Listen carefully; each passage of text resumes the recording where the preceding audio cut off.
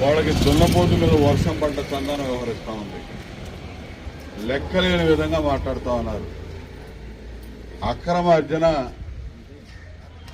అడ్డగోలుగా మేసి కడుపు గాలి ఆందోళన చేస్తున్నటువంటి మిమ్మల్ని ఒళ్ళు బరిసి ఉద్యమాలు చేస్తున్నారని చెప్పి శాసనసభ్యులు మాట్లాడుతూ ఉన్నారు. నేను చూశాను.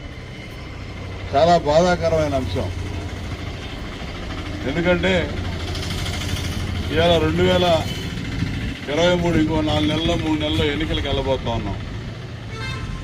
ఈ ముఖ్యమంత్రి అధికారంలోకి వచ్చే ముందు మీకేం చెప్పాడో మాకు గుర్తుంది.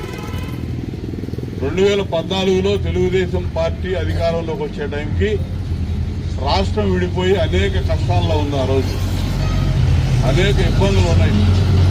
లోటు బడ్జెట్ ఉంది రాష్ట్రానికి. అయినా కూడా